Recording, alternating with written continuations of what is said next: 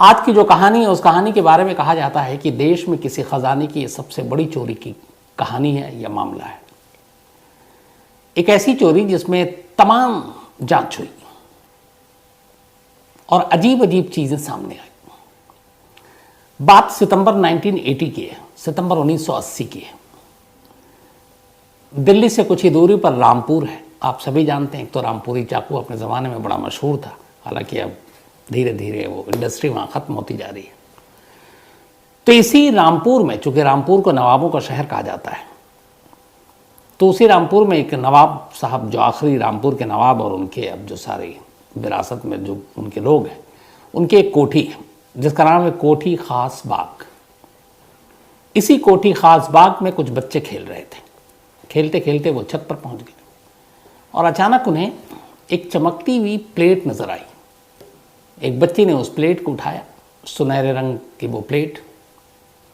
उसे लगा पता नहीं ये क्या है। वो भाग कर आई, उसके बाद अपने घर वालों को दिखाती है। घर वाले उस प्लेट को देखते हैं तो उनकी आंखें चमक उठती हैं। वो पहचान जाते हैं कि ये सोने की प्लेट है। अब चूंकि ये कोठी खास बाग के अंदर से उस बच्ची ने बरामद किया तो उन्हें लगा कि यह नवाब साहब की ही मिल्कियत है। बच्ची के फादर फॉरन कोठी जाते हैं और जो नवाब साहब के वहाँ बाकी लोग थे, उस परिवार के रह रहे थे, उनको वो प्लेट देते हैं। कहते हैं ये बच्ची को मिली आपके यहाँ से।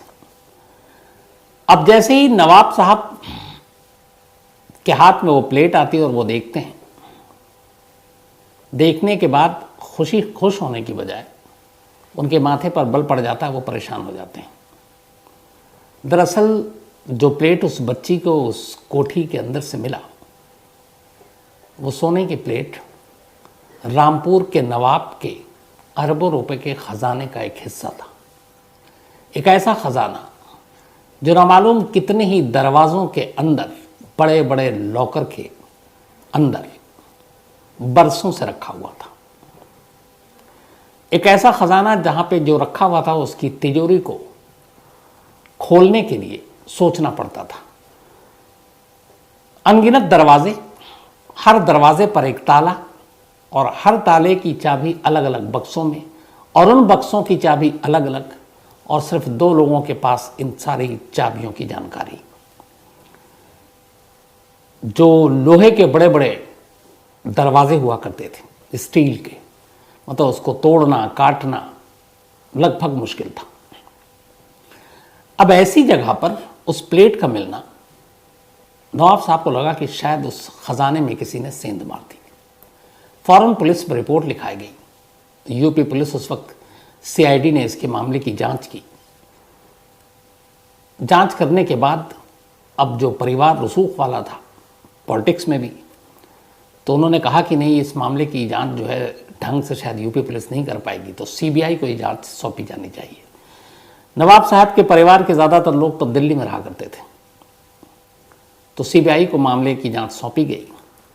अब वहाँ पे टीम पहुँची है देखने के लिए कि चोरी कैसे हुई खजाने की, उस तिजोरी को कैसे तोड़ा गया। लेकिन अब जहाँ पे तिजोरी थी उसके बाहर तमाम दरवाजे थे, उन दरवाज़ों पे ताला था, चाबी थी नहीं। पता चला कि चाबी दिल्ली में है। फिर चाबी लेकर वहाँ सीबीआई की टीम पहुँचती है, लोकल पुलिस भी है और नवाब साहब के ख़ानदान के लोग भी हैं। अब वहाँ जाकर दरवाज़ा खोला जाता है, जहाँ तक तिजोरी तक आप पहुँच सकते थे। अभी सिर्फ उन दरवाज़ों की बात हो रही है। एक के बाद एक करके कई दरवाजे खोले गए। दरवाज़ा खोलने के बाद जब आखिरी में जहाँ पे तिजोरी सारी रखी थी, बड़े बड़े लॉकरों में, मतलब एक एक लॉकर की जो साइज़ थी वो आप ऐसे अंदाज़ा लगाई कि 8 फीट लंबी और 4 फीट चौड़ाई। जो छोटे लॉकर थे उसकी जो लंबाई और चौड़ाई थी वो करीब 4 फीट लंबी और 3 फीट चौड़ी, तो 8-8 फीट, मतलब एक इंसान की लंबाई से भी बहुत ज़्यादा। और वो सारी लॉक्ड, बंद, ताले, उसके दरवाजे ऐसे जिसको भेदा नहीं जा सकता। तो पुलिस अब चाबी खोलकर तमाम दरवाज़ों को वहाँ तक पहुँच गई जहाँ ये सारा खजाना रखा हुआ है, लेकिन उस खजाने को खोला नहीं जा सकता था। अब पुलिस देख रही कि कौन कौन से ऐसे खजाने और कहाँ पे है, तो उसने देखा कि नहीं, सब तो बंद है। तभी तफ्तीश के दौरान सीबीआई की नज़र छत पर पड़ी इसके बाद कुछ लोग ऊपर छत पर गए तो देखते हैं छत पे एक छोटा सा होल है और उससे एक रस्सी नीचे लटक रही है। अब पुलिस की टीम को लगा कि सीबीआई को कि यहीं से चोरी हुई है। इसके बाद तफ्तीश जारी रही, लेकिन फिर 1980 सितंबर की बात ही है। अब इसके बाद सारी तफ्तीश जारी रही, लेकिन उस होल को छत पर जो था उसको देखकर यह माना गया कि इसके रास्ते चोर अंदर नहीं आ सकता। उसकी वजह है कि वो होल इतना छोटा था, वो सुराख, कि आप किसी बड़े आदमी को तो छोड़िए, एक छोटा सा बच्चा भी उस होल के जरिए नीचे नहीं उतर सकता था। तो पहली चीज तो ये कि इस होल के जरिए कोई अंदर नहीं आ सकता था, यहां पर सारी तिजोरियां रखी हुई हैं। तो फिर इस होल का मतलब क्या? दूसरा, जो रस्सी लटकी हुई थी, जब उसकी फॉरेंसिक रिपोर्ट आई तो पता चला कि उस रस्सी को पकड़ने के लिए मतलब कुछ किया ही नहीं गया। उस रस्सी पे किसी के निशान नहीं थे, उनके उतरने चढ़ने का कोई निशान नहीं था। आमतौर पर रस्सी से आप जब उतरते चढ़ते हैं तो बहुत सारी चीज़ें बदल जाती हैं, लेकिन फॉरेंसिक रिपोर्ट में आई कि ये रस्सी बिल्कुल कोरी है, इसको ना कोई इसको पकड़ कर उतरा है ना चढ़ा है। तो जो रस्सी लटकी है उसका इस्तेमाल हुआ नहीं। जो होल है ऊपर, उसमें से कोई इंसान क्या बच्चा दाखिल नहीं हो सकता। तो फिर ये सोने की प्लेट बाहर कैसे आई? अब सीबीआई इस पे जांच पे लगी रही, तमाम कोशिशें कर ली, कुछ पता नहीं। अब लेकिन यहां यह है कि पूरे रामपुर के इस नवाब खानदान के अंदर अब एक अजीब सी एक दहशत ये हो गई कि जो करोड़ों अरबों रुपए का खजाना बरसों से रखा हुआ है, वो खजाना सही सलामत है भी कि नहीं। अब उस खजाने को खोलने के लिए जो चाबी चाहिए थे, जो तिजोरियां थी सारी, वो गायब हो गई थी, वो थी ही नहीं। और ताले सारे उस जमाने में, जिस 200 साल पहले 1930 में बल्कि इसको बनाया गया था, और 200 साल नहीं, 1930 में, 1930 में, तो उसको अब खोला कैसे जाए? पता चला कि खानदान के लोगों के पास चाबी तो है नहीं। और दूसरा, उस वक्त एक दिक्कत यह भी थी कि तिजोरी को खोल नहीं सकते। उसकी वजह यह थी कि रामपुर के नवाब के अपने ही फैमिली के मेंबर में कानूनी झगड़ा चल रहा था, दावेदारी और हिस्सेदारी को लेकर। और कितनी जो मिल्कियत है, जो जमा पूंजी है, ज़मीन जायदाद खजाना, उस पर किसका कितना हक होगा, उसको लेकर। तो मामला कोर्ट में था।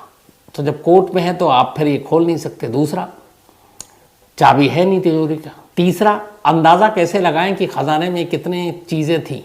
तो जो लिस्ट बनाई गई थी एक ज़माने में कि इस ख़जाने में क्या क्या चीज़ें हैं, वो लिस्ट गायब हो गई सरकारी दफ्तर से। तो हर कोई अंधेरे में कि क्या। अब सवाल ये कि दावेदार और ये कानूनी लड़ाई सारी चीज़ें क्यों थी? तो असल में इस सारी चीज़ों की कहानी शुरू होती है, थोड़ा सा पहले चलते हैं, 1774 में, 1774 में रामपुर रियासत की एक तरह से शुरुआत हुई थी। और इसके पहले नवाब हुआ करते थे फैजुल्ला खान। फैजुल्ला खान से पहले ये पूरा एक रोहिलखंड का इलाका था, रामपुर नहीं था, एक रोहिलखंड का इलाका था। और उस रोहिलखंड के इलाके में ये रामपुर भी पड़ता था। तो पूरा ये इलाका जो है रोहिल्ला सरदारों के अधीन हुआ करता था। और रोहिल्ला सरदारों के अधीन रहते रहते ये चला रहा था। तभी 1773 में अवध के नवाब ने, उस वक्त ईस्ट इंडिया जो कंपनी आई, जिन्होंने बाद पर हम पर हुकूमत की अंग्रेजों ने, तो उनके साथ मिलकर रोहिलखंड पर हमला कर दिया। और इसके बाद ये पूरा जो रामपुर और ये पूरा इलाका है, अब ये रोहिल जो सरदार थे रोहिल के, उन सबसे ये वापस छीन लिया गया। सिर्फ एक सरदार बचा था रोहिलखंड का, और उसका नाम था फैजुल्ला खान। फैजुल्ला खान जब बचा तो फैजुल्ला खान ने एक समझौता कर लिया। उसने कहा ठीक है, उसने कहा कि मुझे 4 गांव के बराबर एक ज़मीन दे दो। 4 गांव के बराबर फैजुल्ला खान को ज़मीन दे दी गई। और इन 4 गांव की ज़मीन को मिलाकर उसने एक नई रियासत बनाई और उसका नाम रखा रामपुर। तो ये एक तरह से रोहिलखंड का ये सरदार था, लेकिन ये इकलौता था जिसने समझौता किया और समझौते के एवज में सिर्फ 4 गांव के बराबर की ज़मीन मांगी और उस ज़मीन पर अब एक नई रियासत बनी और उसका नाम रखा गया रामपुर। फैजुल्लाह ने 20 साल तक रामपुर पर राज किया। फिर उसका 1947 आया, देश आज़ाद हुआ। जब देश आज़ाद हुआ तो पाकिस्तान रामपुर को अपने साथ मिलाना चाहता था, लेकिन उस वक्त जो थे नवाब, उन्होंने सीधा भारत से मिलने का फैसला किया और इसी के साथ अब रामपुर भारत का हिस्सा हो गया। और फिर 1950 में जब यूपी बना तो ये यूपी के अधीन आ गया और यूपी का एक इलाका बन गया। तो ये तो रामपुर के बनने की पूरी कहानी थी। अब धीरे धीरे क्या हुआ कि जो रामपुर के नवाब ख़ानदान से सब चले आ रहे थे, उसमें जो आखिरी थे नवाब रज़ा अली ख़ान, रामपुर के नवाब, और जो नवाब रज़ा अली ख़ान थे उन्होंने ही ये पूरी तिजोरी और ये सारी चीज़ें बनवाई थी 1930 में।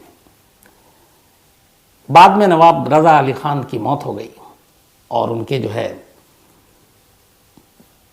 3 बेटे थे, 6 बेटियां और 3 बीवियां।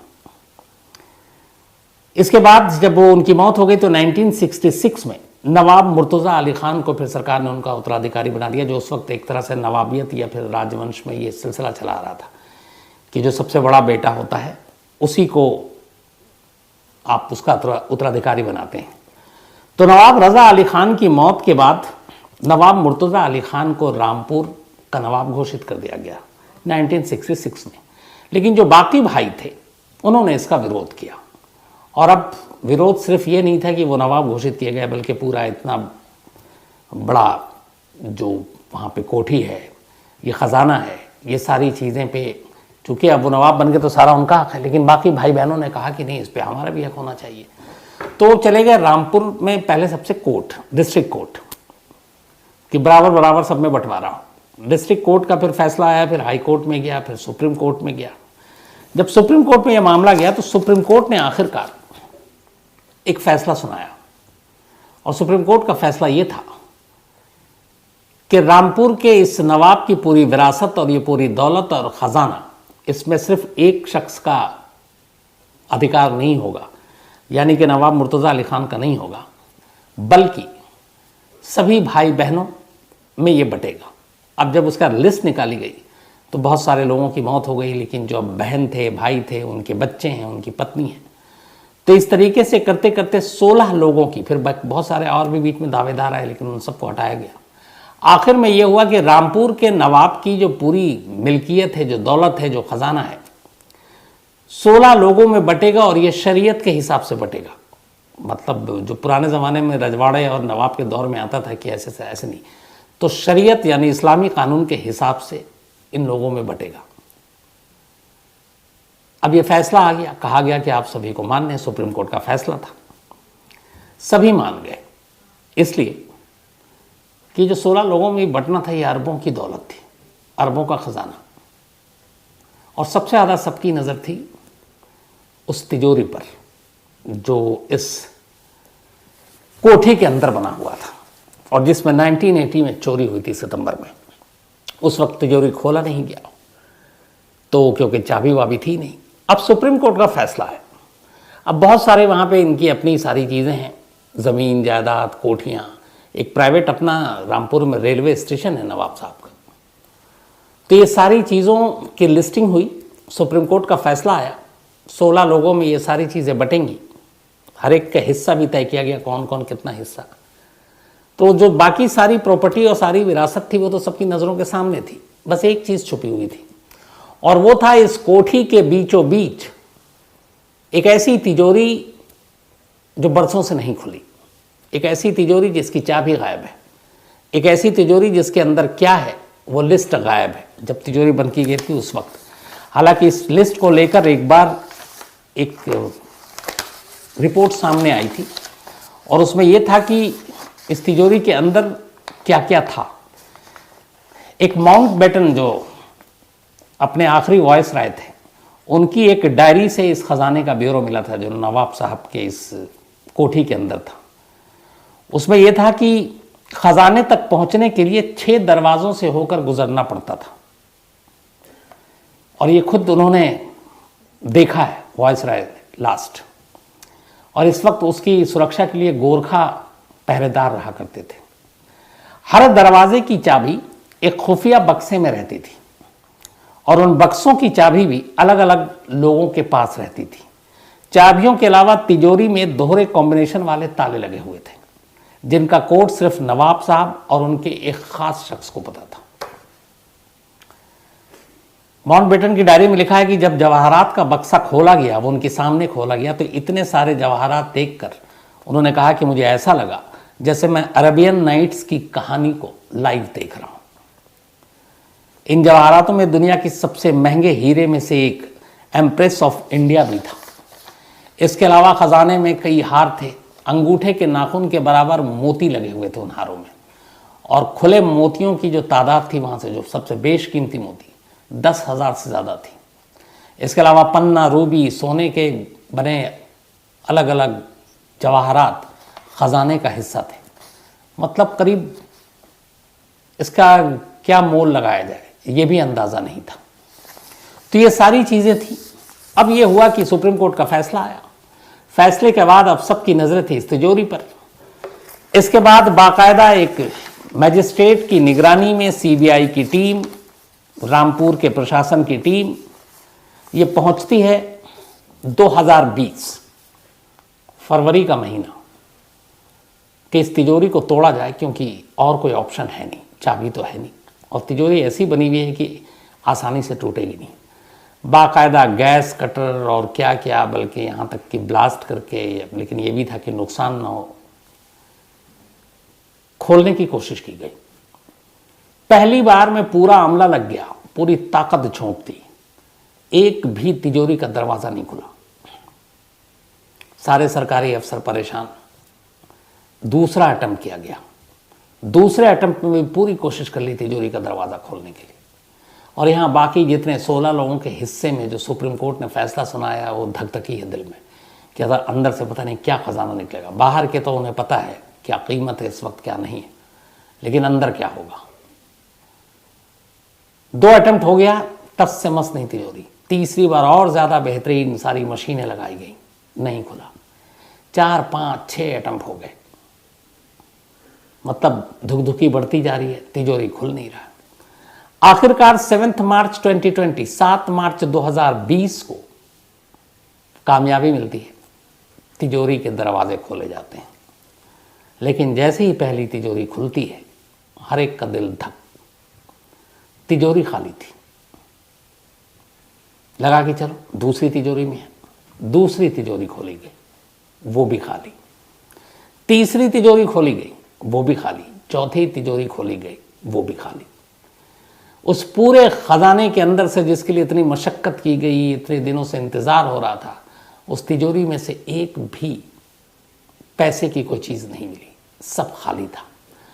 अब जब ये सच्चाई बाहर आई तो ख़ानदान के लोग आपस में लड़ने लगे, एक दूसरे पर इल्ज़ाम लगाने लगे। उन्होंने बताया कि जिनके पास चाबी थी उन्होंने ही चुपचाप निकाला, दूसरे ने कहा उसने निकाला है। फिर ये हुआ कि इन सारे ख़जानों को निकाल कर और भारत की सरहद से बाहर भेज दिया गया। बीच में कई लोगों ने, कुछ यूपी पुलिस ने 1-2 कुछ चोरों को पकड़ा, जिनके पास से नवाब की रियासत के कुछ ऐसी चीज़ें मिली, तो कहा गया इन लोगों ने ही एटी में चोरी की थी, लेकिन बाकी का माल कहाँ।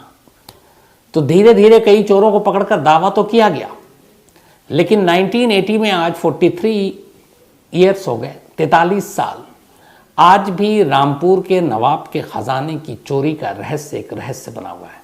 वो जो अरबों रुपए की कि तमाम जवाहरात, तमाम चीज़ें, वो सारी चीज़ें गायब। और सबसे हैरानी की बात यह है कि इसी तिजोरी में एक नवाब साहब की ख़ास कुर्सी रखी हुई थी, बड़ी बेशकीमती कुर्सी थी वो। और कहते हैं कि उस कुर्सी की खासियत ये थी कि जहाँ पर आप कुर्सी में बैठते हैं वहाँ पे होल था, छेद था। नवाब साहब जब अपने दरबार में बैठते हैं, इनकी इसको लेके बड़ा किस्सा है। तो उनका कहना था कि अगर दरबार लगी हुई है, लोग बैठे हुए हैं, काम चल रहा है, तो फिर आपको वॉशरूम जाने के लिए भी नहीं सोचना चाहिए। तो उन्होंने कुर्सी जो बनाई थी ख़ास, वो इसीलिए और उसके बीच में एक होल कि अगर उन्हें वॉशरूम की ज़रूरत पड़े तो वो वहीं पे बैठकर कुर्सी पे ही कर दें। वो कुर्सी भी गायब थी उस ख़जाने से।